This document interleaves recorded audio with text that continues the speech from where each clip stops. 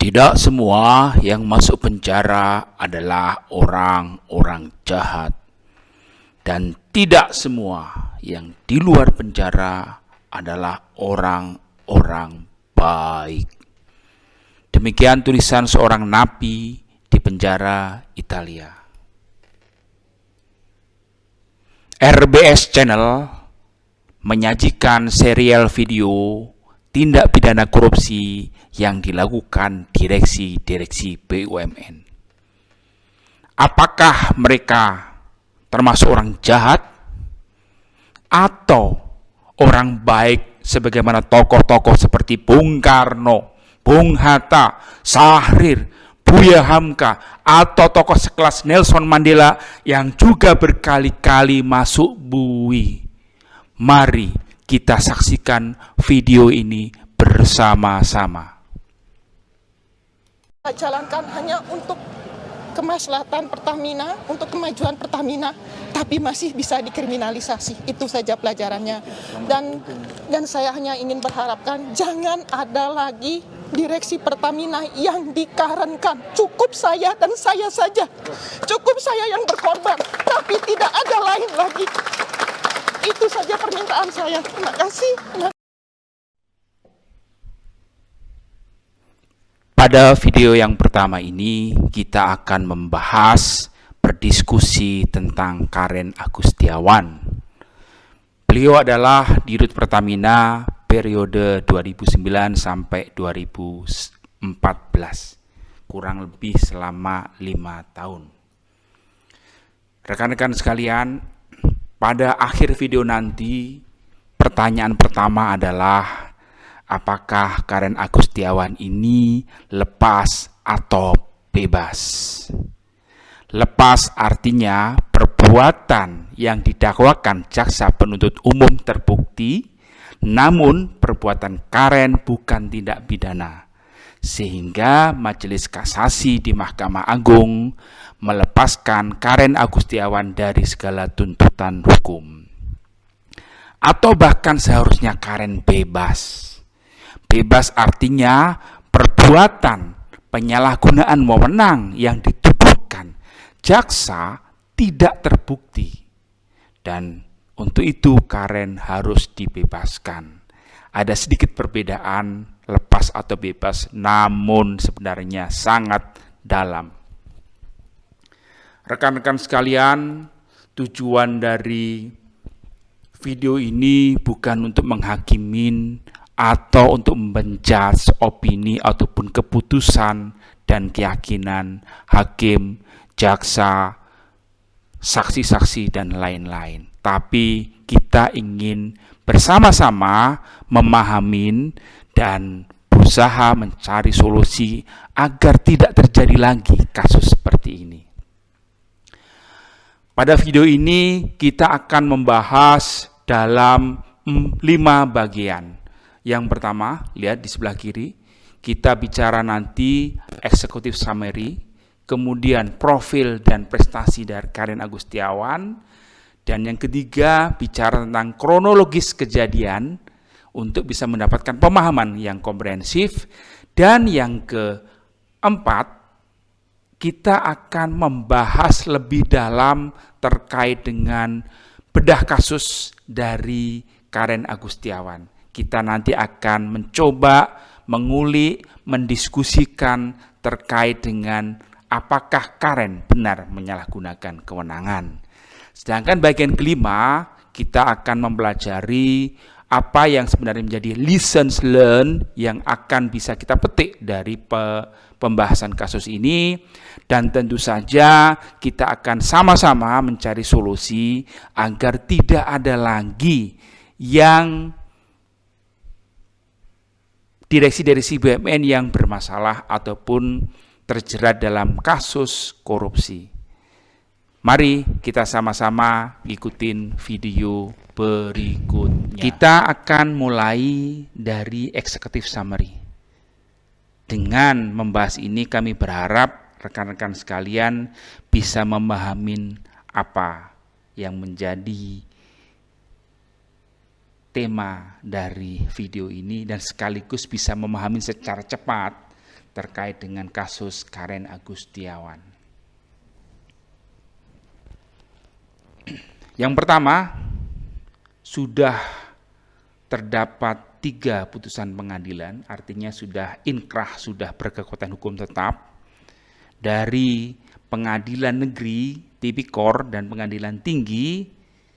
Mereka, majelis hakim dari pengadilan tingkat pertama dan tingkat banding ini memvonis Karen Agustiawan dengan penjara 8 tahun dan denda 1 miliar rupiah.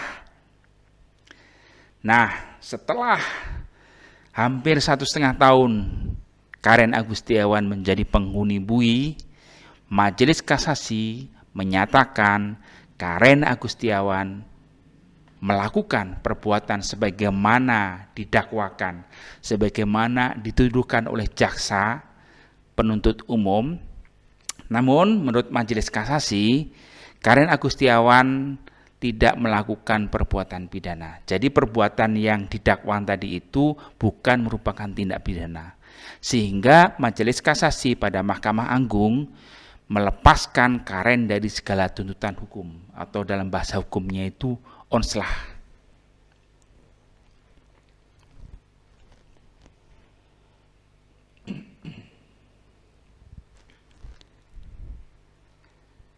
Pada bagian berikutnya nanti kita akan coba membahas tentang perbuatan melawan hukum atau PMH.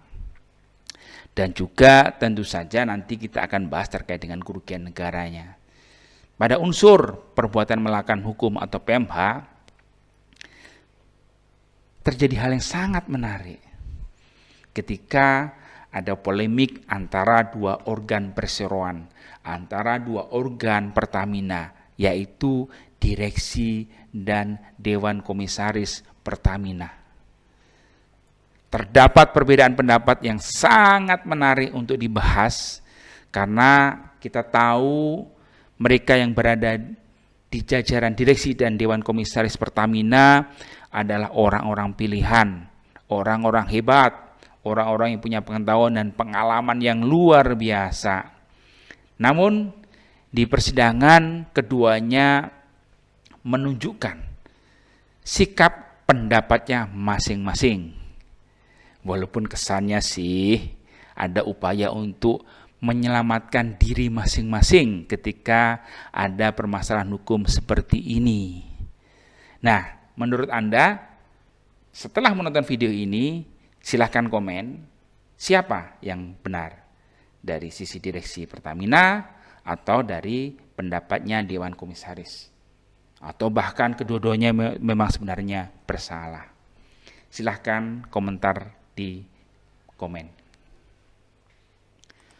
Kemudian diskusi berikutnya kita akan mencoba membahas terkait dengan kerugian negara.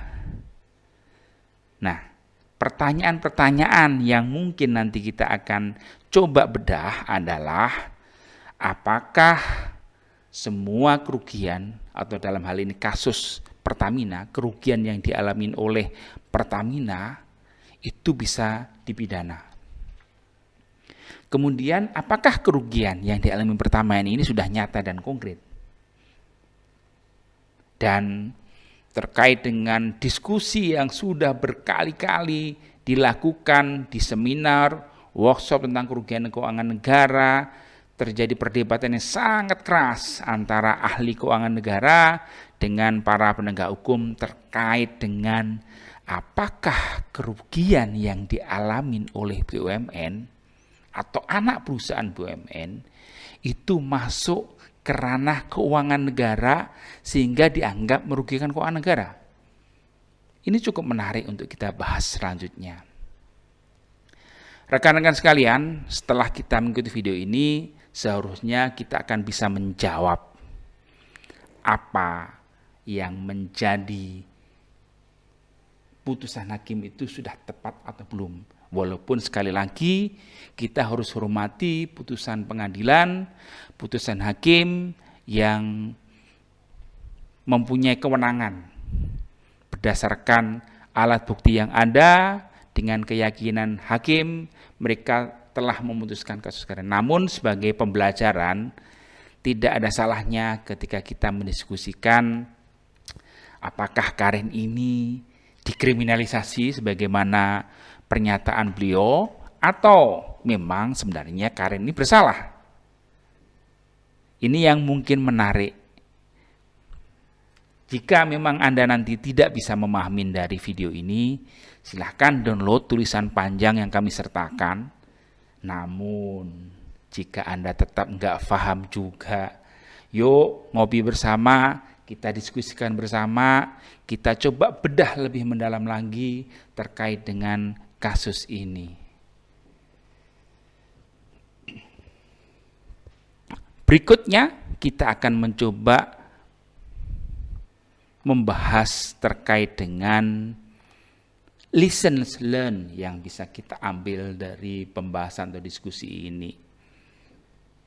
Dari beberapa analisis yang sudah kami lakukan, ada beberapa lessons yang menurut kami bisa kita ambil, kita pelajari, menjadi hikmah bagi kita semuanya. Yang pertama, niat baik saja tidak cukup. Fakta persidangan menunjukkan tidak ada niat jahat dari Karen Agustiawan. Namun, kesannya Karen kurang melakukan checks and balances dalam proses mendelegasikan kewenangannya kepada para bawahannya, sehingga ada beberapa persyaratan yang tidak sempurna, tidak sesuai dengan apa yang menjadi aturan main, apa yang sudah menjadi persyaratan untuk melakukan akuisisi blok BMG ini. Kemudian lesson yang nomor 2 adalah kita lihat bahwa proses akuisisi ini berlangsung sangat cepat. 3 bulan untuk mempersiapkan semua persyaratan yang dibutuhkan untuk melakukan akuisisi. Persyaratan untuk melakukan aksi korporasi. Sebuah aksi korporasi yang pertama kali dilakukan oleh Pertamina ketika akan melakukan akuisisi di perusahaan di luar negeri. Nah, ini menjadi permasalahan karena sebenarnya 3 bulan itu bukan waktu yang cukup untuk bisa mempersiapkan itu. Terbukti di persidangan kita bisa melihat terdapat banyak ketidaksempurnaan, terdapat banyak kekurangan prosedur-prosedur yang harusnya dipenuhi oleh Karen Agustiawan dan kawan-kawan. Kemudian lesson yang berikutnya adalah trust each other. Jadi meskipun ada hubungan baik, saling percaya dengan kolega, dengan para bawahan, dalam kasus ini kita harus banyak belajar bahwa sebenarnya direksi tidak boleh percaya 100%. Karena pada akhirnya tanggung jawab adanya putusan, ada aksi korporasi adalah di direksi. Sehingga sebagaimana di kasus ini, Karen Agustiawan dan Direktur Keuangannya Frederick SD Siahaan harus bertanggung jawab terkait dengan akuisisi ini. Kemudian yang berikutnya terkait dengan saran solusi. Jadi menurut kami berkaca dari kasus ini ada 2 saran yang akan kami sajikan nanti. Pertama, bahwa semua proses akuisisi, semua aksi korporasi yang dilakukan BUMN wajib taat azas, wajib taat pada aturan, prosedur, tata kelola yang berlaku di perusahaan itu. Kesannya memang birokratis, tapi itulah yang menjadi persyaratan sebuah aksi korporasi. Maka mau tidak mau, taat azas merupakan prinsip utama dalam aksi korporasi. Nah, untuk meyakinkan adanya ketaatan azas tersebut, maka harus ada double checks and balances yang dilakukan oleh direksi. Jangan percaya 100% dengan para bawahan, dengan konsultan yang Anda hire, tapi Anda tetap harus melakukan double checks and balances. Baik dengan membentuk tim independen yang orangnya Anda percaya, atau Anda biasa saja meng-hire konsultan yang tugasnya memberikan second opinion kepada Anda sebagai direksi BUMN apakah semua persyaratan terkait dengan aksi korporasi itu bisa terpenuhi atau tidak. Demikian rekan-rekan sekalian terkait dengan executive summary. Semoga Anda sudah mulai bisa menangkap terkait dengan kasus ini. Maaf. Profil dan prestasi Karen Agustiawan. Di bagian kedua ini kita tahu Karen Agustiawan adalah seorang profesional yang sangat berpengalaman di dunia migas. Karirnya banyak di berbagai perusahaan internasional sampai akhirnya negara memintanya untuk berkontribusi kepada negara yang lebih konkret lagi dengan cara memimpin Pertamina. Luar biasa, Karen Agustiawan berhasil membawa Pertamina terbang tinggi. Ini terbukti bahwa untuk pertama kalinya Pertamina pada tahun 2013 berada di urutan ke-122 dalam daftar Fortune Global 500. Jadi Fortune Global 500 ini mendaftar 5 perusahaan kelas dunia dengan omset yang paling besar. Jadi Pertamina merupakan satu-satunya perusahaan di Indonesia yang masuk dalam daftar tersebut. Luar biasa. Bahkan Karen juga berhasil mencapai laba 2 kali lipat dari sebelumnya. Prestasi yang luar biasa. Dan prestasi ini rasanya belum bisa dicapai sampai saat ini. Misalnya kita lihat di tahun atau 3 tahun terakhir, Pertamina berada di urutan ke-223 pada tahun 2002 kemarin. Sedangkan tahun 2021 lebih lagi turun peringkatnya menjadi peringkat 287. Bahkan pada tahun 2020 Pertamina berada di luar 500 daftar perusahaan kelas dunia. Jadi boleh dibilang Karen ini mampu membawa Pertamina menjadi salah satu perusahaan terbesar di dunia. Dan lebih hebatnya lagi, Karen juga menduduki posisi ke-6 sebagai salah satu dari 50 most powerful women versi majalah Fortune Global. Sebuah prestasi yang luar biasa. Baik, selanjutnya kita akan membahas kronologis kasus Karen. Semoga dengan pembahasan kronologis ini bisa memberikan gambaran yang lebih komprehensif kepada rekan-rekan sekalian. Pertama, peristiwa pada bulan Januari 2009, yaitu adanya persetujuan RKAP 2009, termasuk di dalamnya investasi non-rutin blok migas untuk meningkatkan cadangan dan produksi migas Pertamina.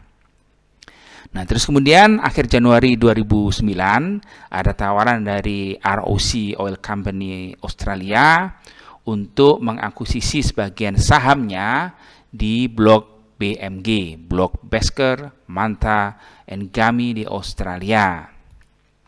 Kemudian direksi dengan sigap menangkap peluang tersebut karena sebagai bagian dari aksi korporasi untuk mencapai target sebagaimana ditetapkan di RKAP 2009. Dan langkah cepat direksi dengan segera membentuk tim akuisisi untuk menyiapkan segala sesuatunya. Dalam ini termasuk persyaratan yang diperlukan untuk akuisisi blok BMG. Nah, pembentukan tim akuisisi ini terdiri dari tim internal di Pertamina yang diketuai oleh Bayu Kristanto, yaitu manajer Merger and Acquisition Pertamina, dibantu oleh tim konsultan yang terdiri dari Baker McKinsey dan Deloitte Konsultan Indonesia. Pada bulan April 2009 terdapat 2 peristiwa penting karena direksi secara aklamasi setuju dengan akuisisi blok BMG setelah mendapatkan penjelasan dari tim akuisisi. Terus kemudian mereka langsung mengajukan memo ke Dewan Komisaris untuk meminta persetujuan akuisisi blok migas ini. Kemudian tanggal 30 April 2009, direksi menyetujui usulan ini dengan kalimat setuju bidding.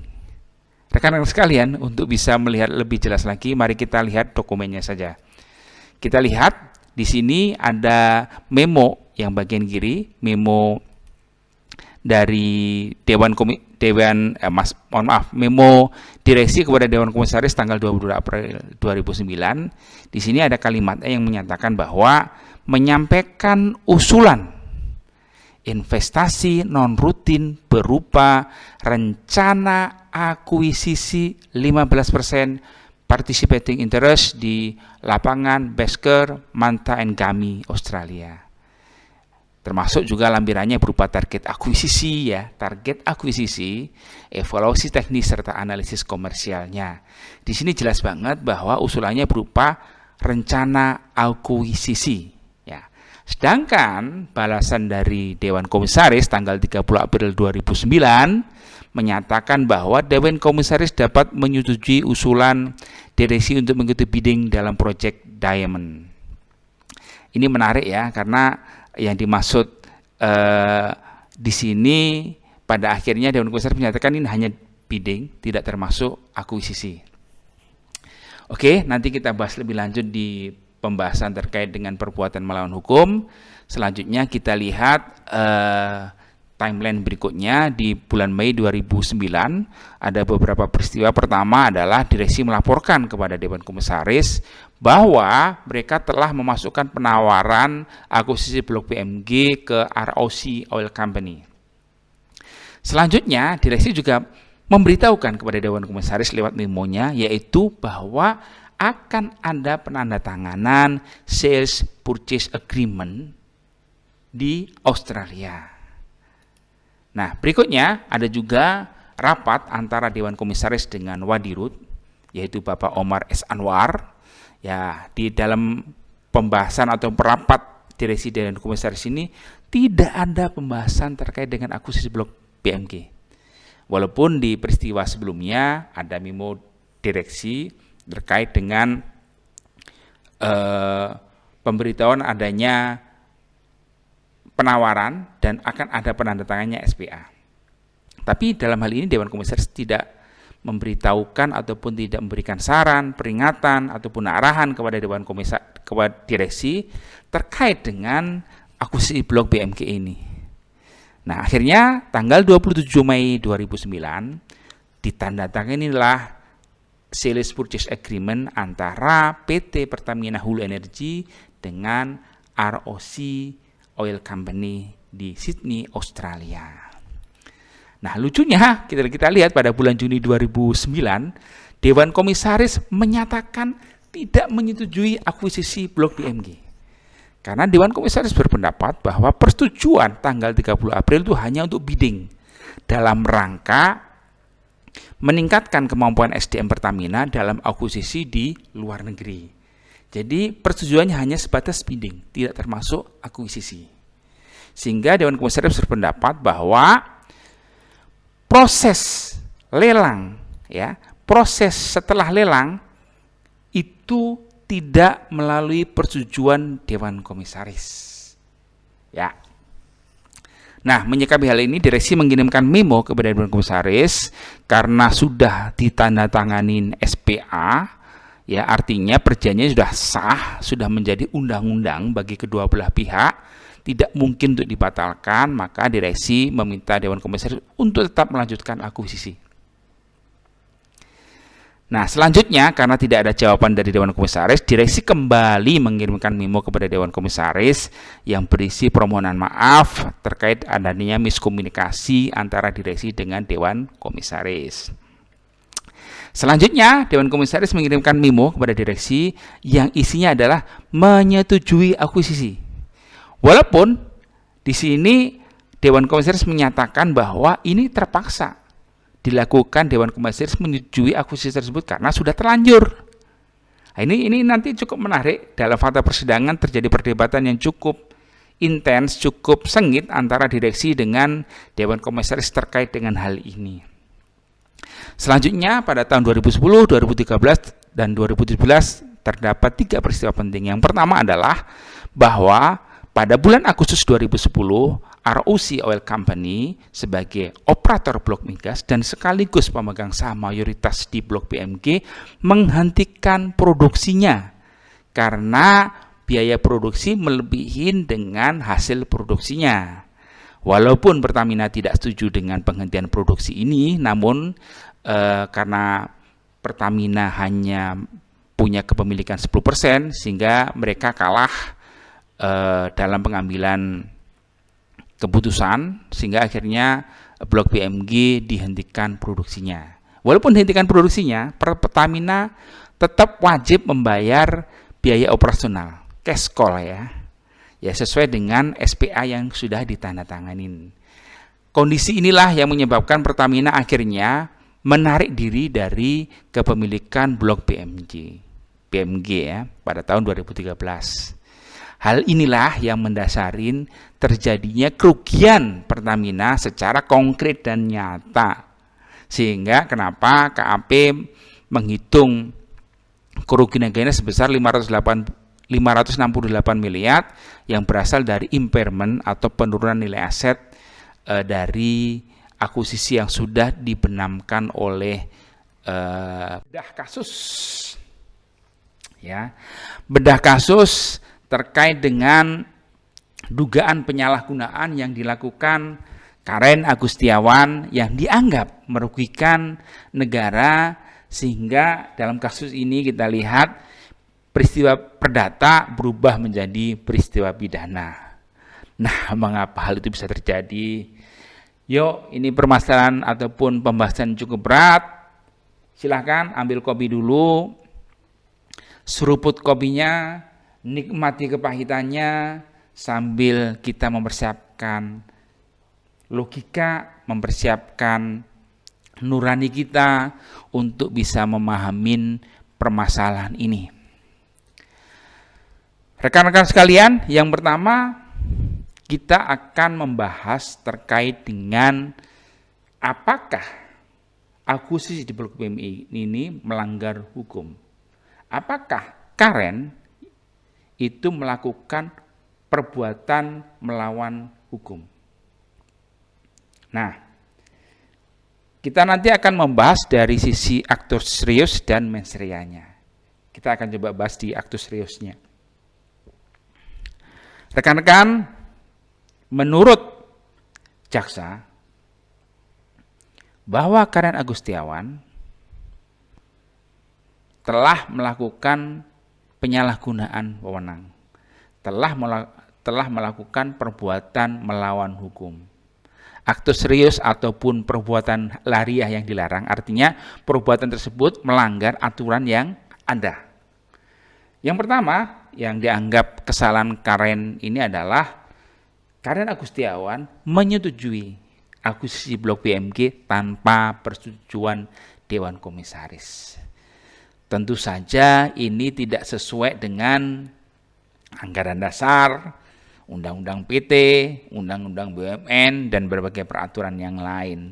Nah, disinilah kita nanti akan melihat dari kronologis yang tiba sebelumnya, kita melihat bahwa ada perdebatan, ada polemik antara direksi dan komisaris. Intinya adalah direksi menganggap bahwa bidding dan akuisisi itu merupakan satu kesatuan. Sehingga ketika Dewan Komisaris sudah menyatakan persetujuan dengan bidding, artinya juga setuju dengan akuisisi. Karena tidak mungkin sudah memasukkan penawaran, sudah ikut bidding, ditunjuk sebagai pemenang, terus kemudian dia tidak melanjutkan ke proses akuisisi. Ini kan sesuatu yang secara logika awam ini sangat aneh ya, kayak gitu ya.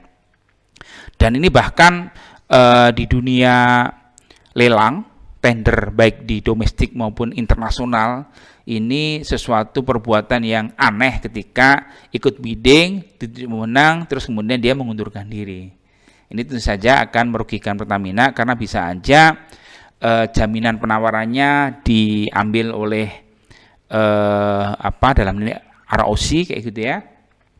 Terus kemudian juga bisa menciderai nama baik dari Pertamina. Namun, pendapat dari Dewan Komisaris, bidding dan akuisisi merupakan hal yang terpisah. Persetujuan bidding yang disetujui oleh Dewan Komisaris hanya untuk melatih SDM Pertamina untuk ikut dalam akuisisi di luar negeri. Jadi ini hanya untuk melatih SDM aja, bukan untuk sungguh-sungguh melakukan akuisisi. Nah, ini menurut pendapat kami sih agak aneh juga sih ya, kayak gitu ya. Walaupun kita nggak tahu peristiwa yang sebenarnya seperti apa. Apakah benar apa yang dinyatakan oleh Dewan Komisaris bahwa ini sesuai dengan permintaan Karen sendiri, bahwa bidding ini hanya untuk belajar bagi SDM-nya, tidak untuk akuisisi. Walaupun di persidangan Karen Agustiawan sebagai terdakwa menyatakan bahwa dia tidak berkata demikian. Bahkan yang berkata demikian itu justru dari komisaris sendiri, dalam hal ini Omar Said dan Humayun Bosa. Nah, inilah yang menarik, ini polemik yang ada di pengadilan, kayak gitu ya. Nah, kalau kita lihat alat bukti yang tadi sudah sama-sama kita bahas dalam pembahasan kronologis, terlihat bagaimana alat bukti surat ya berupa memo dan lampirannya, baik memo dari direksi maupun memo dari Dewan Komisaris. Kita lihat juga di situ jelas-jelas kok menyatakan permintaan persetujuan untuk melakukan akuisisi. Silakan putar di menit keberapa tadi terkait dengan ini gitu ya. Nah, alat bukti berikutnya adalah keterangan saksi. Memang keterangan saksi antara direksi dan Dewan Komisaris itu berbeda. Semua Dewan Komisaris yang hadir di persidangan, yang dalam ini adalah Pak Omar Said, kemudian Humayun Bosa, dan Gita Wirjawan, tetap berpendapat bahwa persetujuan hanya bidding. Dan bidding hanya untuk melatih SDM, bukan untuk akuisisi. Sehingga Dewan Komisaris di persidangan menyatakan bahwa tidak ada persetujuan Dewan Komisaris terkait dengan akuisisi Blok BMG. Sedangkan saksi-saksi yang dihadirkan di direksi, baik direktur utama yang menjadi terdakwa adalah Karen Agustiawan, direktur keuangannya Frederick S.T. Sihaan, kemudian wadirutnya Omar S. Anwar ya gitu kan, dan banyak pejabat Pertamina dari karena menyatakan bahwa bidding dan akuisisi merupakan satu kesatuan. Tapi itulah fakta yang terjadi. Dan repotnya hakim berpendapat sesuai dengan keyakinannya bahwa pendapat dari Dewan Komisaris lah yang benar. Sehingga kenapa Karen dianggap menyalahgunakan kewenangannya karena menyetujui akuisisi Blok BMG tanpa persetujuan Dewan Komisaris. Maaf. Ini sebenarnya kayak root cause ya. Jadi kayak akar masalahnya adalah ketidakkompakan antara direksi dan komisaris. Kita nggak tahu apa yang sebenarnya terjadi antara mereka, kayak gitu kan. Tapi fakta persidangan, bukti-bukti menunjukkan adanya pertentangan ataupun perbedaan pendapat antara dua organ persidangan tersebut. Ini kalau tidak ada polemik ini di dalam mekanisme korporasi yang berlaku di Pertamina baik-baik saja, kasus ini kemungkinan besar juga tidak akan muncul seperti ini. Atau bahkan kalau akuisisi tersebut ternyata menguntungkan, artinya Blok BMG itu menghasilkan migas yang sesuai dengan yang ditargetkan, maka kasus ini juga tidak akan terjadi. Baik rekan-rekan sekalian, kita coba membahas aktus reus yang kedua yang menyatakan bahwa Karen Agustiawan dianggap tidak ataupun mengabaikan due diligence, kajian, analisis risiko, dan lain-lain yang dianggap melanggar GCG. Rekan-rekan sekalian, ada hal yang menarik di sini ya, karena sebenarnya kalau kita lihat tadi akar masalahnya sebenarnya adalah terkait dengan deadline pemasukan penawaran yang sangat singkat. Kalau kita hitung dari mulai adanya tawaran sampai pemasukan penawaran sekitar 3 bulan, sehingga internal Pertamina yang dipimpin oleh Bayu Kristanto, manajer merger and acquisition, dan dibantu oleh tim internal lainnya mencoba memenuhi persyaratan tersebut, tapi karena waktunya terbatas kemungkinan besar agak susah mereka memenuhi tersebut, sehingga akhirnya kesannya persyaratan tersebut hanya formalitas saja, kayak gitu ya. Ini yang apa? Yang mungkin nanti bisa kita bahas lebih lanjut terkait dengan hal ini. Demikian juga kita lihat juga bagaimana tim eksternal yang dalam ini adalah Deloitte Konsultan Indonesia dan Baker McKenzie itu memberikan beberapa catatan ya, sebenarnya catatan. Tapi kalau kita lihat ya, walaupun ada kekurangan dari persyaratan tersebut, sebelum tanda tangan SPA ada klausul namanya President Conditioning atau Conditioning President, saya agak lupa ya gitu ya. Yang intinya adalah bahwa kekurangan persyaratan tersebut akan dipenuhi pada saat pelaksanaan dari blok PMG. Tapi memang kenyataannya itu tidak dilakukan, sehingga menurut aparat penegak hukum Karen Agustiawan dianggap tetap melakukan pelanggaran. Jadi aktus seriusnya terpenuhin lah, kira-kira seperti itu. Bagaimana dengan mens rea? Adakah niat jahat ketika Karen menyetujui akuisisi dari blok BMG ini? Dari fakta persidangan, dari bukti-bukti yang berhasil kami peroleh, dan bahkan juga pertimbangan dari Majelis Kasasi menyatakan tidak terbukti Karen punya niat jahat terkait dengan akuisisi ini. Bahkan di beberapa pernyataannya di media, Karen menyatakan bahwa dia hanya menjalankan tugas untuk memenuhi target RKAB, sehingga mereka, direksi dan kawan-kawan berusaha memenuhi semua persyaratan agar bisa memenuhi target RKAB. Jadi mens rea-nya tidak terbukti di persidangan. Nah, pertanyaannya adalah, menurut Anda, ada nggak sih mens rea-nya? Atau menurut Anda, apakah layak Karen dianggap menyalahgunakan kewenangan karena tidak mendapatkan persetujuan dari Dewan Komisaris dan mengabaikan kajian-kajian yang seharusnya dilakukan? Nah, silahkan untuk lebih jelas lagi Anda download tulisan kami, Anda pelajari, di situ menyajikan fakta-fakta yang berhasil kami dapatkan dari berbagai sumber yang kami peroleh, sehingga itu nanti bisa menjadi bahan diskusi lebih lanjut kayak gitu ya. Tapi sebagaimana kita tahu, mantan Jampitsus Bapak Andi Nirwanto menyatakan bahwa unsur perbuatan melawan hukum itu harus memenuhi dua syarat. Pertama, aktus seriusnya terpenuhi dan mens rea-nya terpenuhi. Kalau salah satu syarat nggak terpenuhi, maka perbuatan melawan hukumnya tidak bisa disangkakan kepada Karen Agustiawan. Nah, makanya kalau menurut penulis seperti itu, menurut kami seperti itu, bagaimana menurut Anda? Ada enggak unsur perbuatan melawan hukumnya?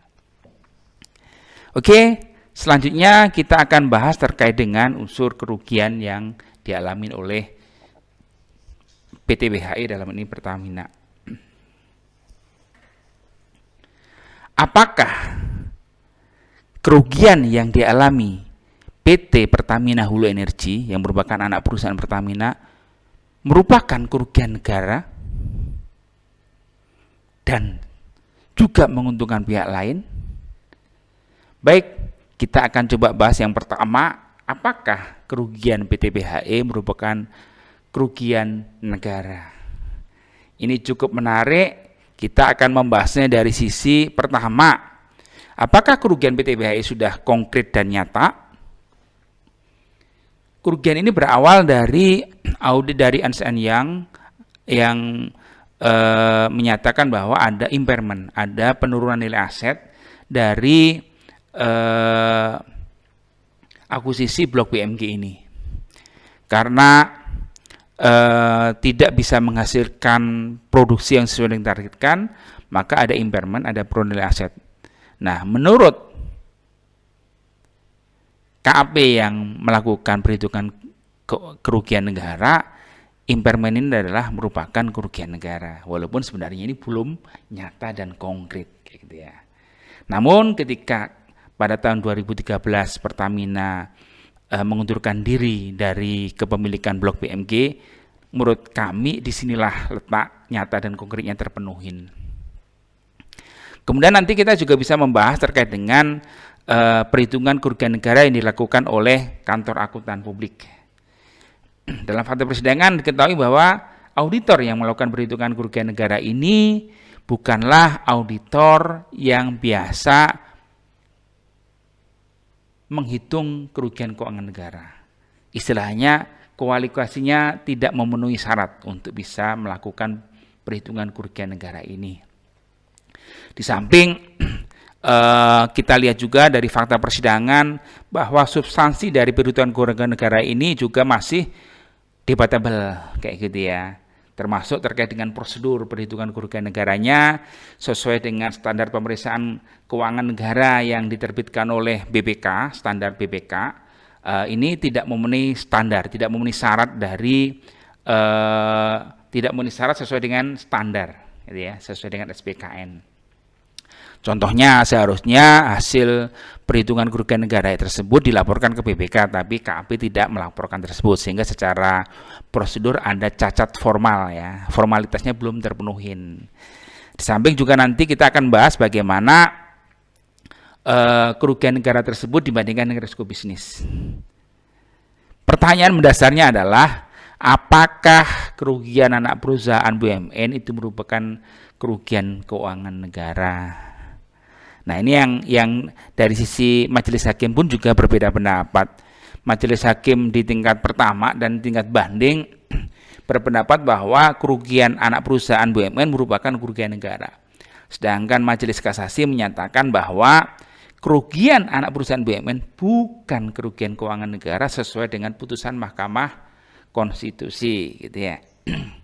Kemudian yang kedua terkait dengan business judgment rule, gitu ya. Menurut majelis kasasi, apa yang dilakukan Karen ini bukan perbuatan pidana, tapi merupakan business judgment rule. Sehingga ketika ada kerugian perusahaan, itu merupakan resiko bisnis, bukan merupakan kerugian keuangan negara.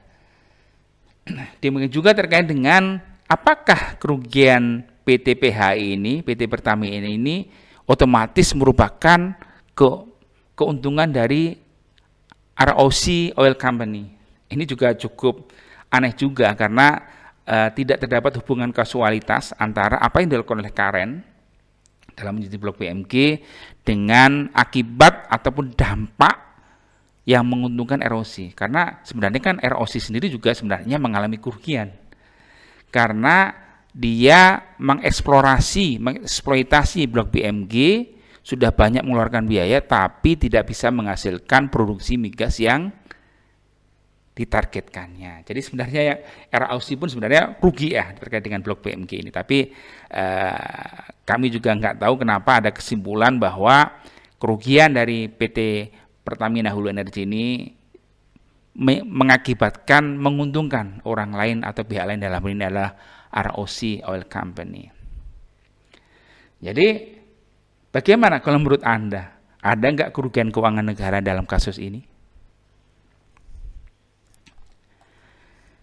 Baik, rekan-rekan sekalian, kita masuk ke pembahasan terakhir terkait dengan lessons learned dan saran solusi yang coba kita lihat. Pertama, bahwa lesson learn-nya bahwa dari peristiwa yang kami uraikan di atas, walaupun direksi Pertamina dalam hal ini Akren Agustiawan punya niat baik untuk bisa mencapai target yang telah ditetapkan di RKAB dengan melakukan akuisisi blok migas. Namun ternyata niat baik ini tidak cukup. Karena kenapa? Beberapa persyaratan yang harus dipenuhi ternyata tidak bisa dipenuhi.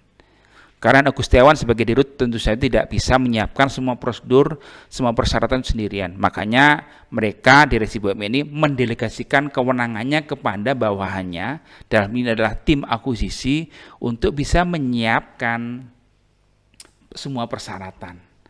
Namun ternyata persyaratan tersebut mungkin sudah terpenuhi, tapi memang belum sempurna. Nanti akan coba kita bahas yang berikutnya. Nah, sarannya apa sih?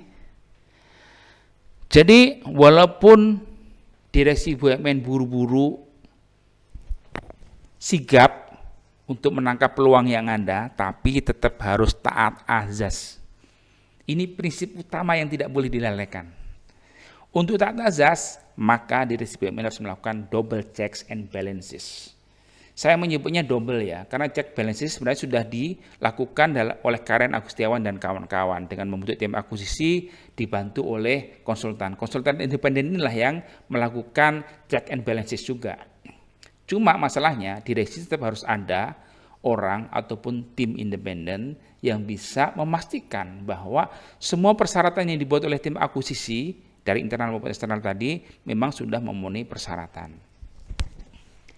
Lesson learn yang kedua terkait dengan waktu persiapan mepet. Ini memang sering terjadi ya ketika BUMN melakukan aksi korporasi.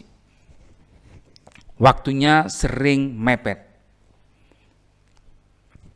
Sehingga kebanyakan bawahan ataupun pejabat yang diberikan delegasi kewenangan kepada dari direksi ya, itu berusaha memenuhi semua persyaratan sesuai dengan permintaan direksi, sesuai dengan perintah direksi. Namun banyak juga yang terjadi bahwa persyaratan tersebut hanya sekedar persyaratan, yang penting formalitasnya terpenuhi. Mereka membuatnya asal jadi kayak gitu ya, karena takut kalau nggak jadi dimarahin oleh direksi. Ini yang sering terjadi ya kayak gitu ya. Sehingga sering kalau memang tidak ada masalah ya tidak akan muncul permasalahan hukumnya, tapi sebenarnya resiko hukumnya cukup besar banget. Nah, di sisi lain direksi juga sering terlalu percaya 100% kepada anak buahnya, sehingga ketika anak buahnya melaporkan beres semuanya, persyaratan sudah terpenuhi, direksi hanya manggut-manggut, hanya menyetujui saja tanpa melakukan checks and balances lagi gitu ya. Makanya sekali lagi solusi yang bisa kami sarankan adalah lakukan double checks and balances lagi. Dengan misalnya membentuk tim independen yang direksi percaya, atau kalau perlu menyewa, meng-hire konsultan independen. Jadi ada konsultan yang tadi menyiapkan persyaratan, ada konsultan yang independen untuk bisa mereview, memastikan, memberikan second opinion kepada direksi terkait apakah semua persyaratan tadi sudah terpenuhi atau belum. Ini penting banget. Kesannya memang berbelit, kaku, dan bahkan mungkin ada biaya yang harus ditanggung oleh direksi. Tapi ya itulah salah satu konsekuensi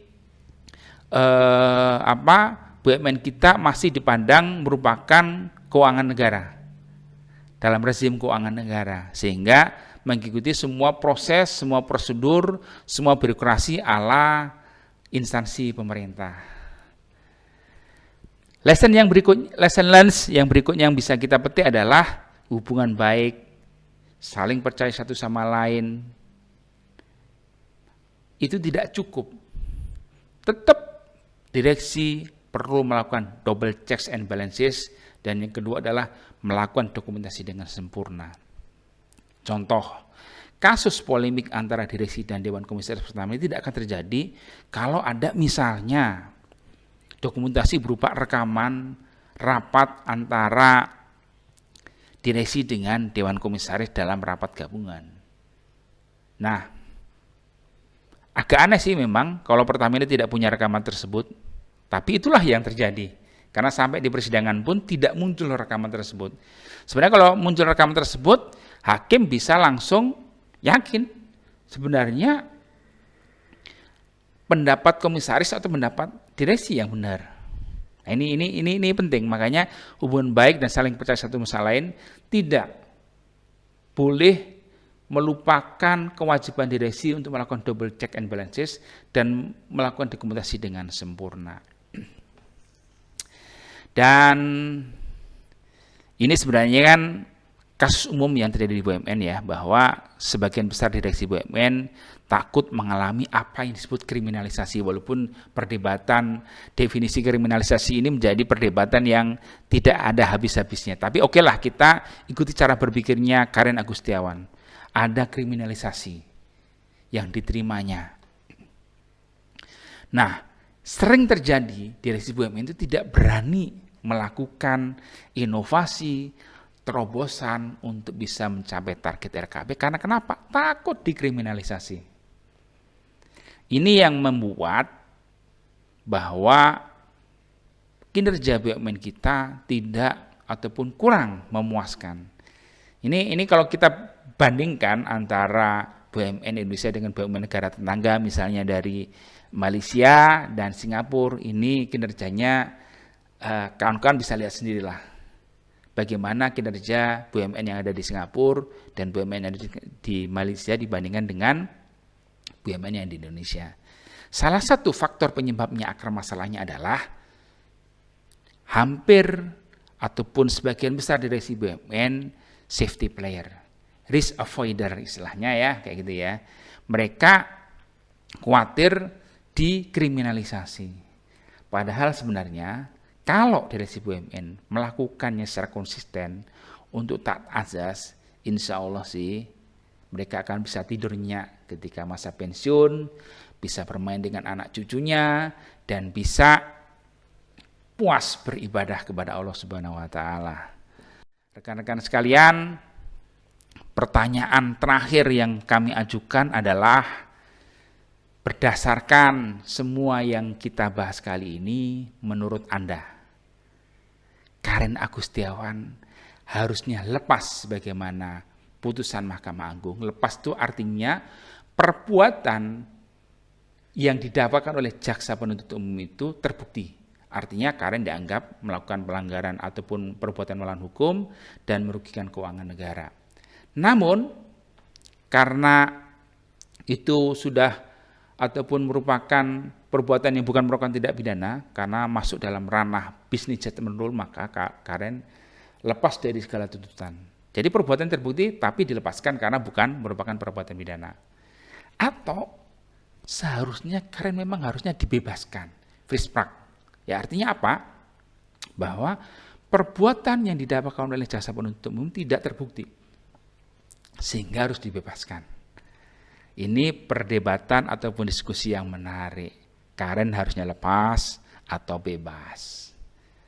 Nah, rekan-rekan sekalian, pertanyaan berikutnya adalah, apa yang perlu kita koreksi terkait dengan prosedur-prosedur yang ada di BUMN maupun terkait dengan aturan main yang ada di Indonesia, sehingga BUMN bisa lebih berkiprah lagi, bisa lebih meningkatkan kinerja lagi, sehingga bisa mengejar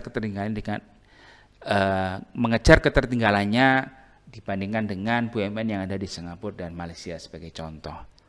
Dan bagaimana caranya? Ini diskusi yang cukup menarik, perlu kita bahas bersama-sama. Dan selanjutnya kami ingin menyampaikan bahwa apa yang kami sampaikan ini sangat terbatas karena data yang kami gunakan adalah data sekunder, baik berupa putusan pengadilan Karen Agustiawan dan kawan-kawan. Terus kemudian kami juga melihat dari buku yang berjudul Mengugat Bisnis Judgment Rule sebagai Tindak Pidana, merupakan buku terkait dengan eksaminasi kasus Karen Agustiawan ini. Dan juga buku terkait dengan terminologi keuangan negara dalam perspektif TPK yang dikarang oleh Bapak D. Andi Nirwanto yang merupakan mantan Jampisus Kejagung. Dan tak kalah pentingnya berbagai artikel dan opini hasil googling yang kami kumpulkan satu persatu. Cukup lama kami melakukan studi pustaka ini di googling. Rekan-rekan sekalian, tak ada genting tak retak. Apa yang kami sampaikan tentu saja banyak kekurangannya, kritik dan saran silahkan disampaikan ke kami, baik melalui email rifkibaktisejahtera@gmail.com atau melalui WhatsApp di 0823 1196 7866. Mohon maaf atas segala kekurangan. Terima kasih atas perhatian. Billahi taufiq wal hidayah. Wassalamualaikum warahmatullahi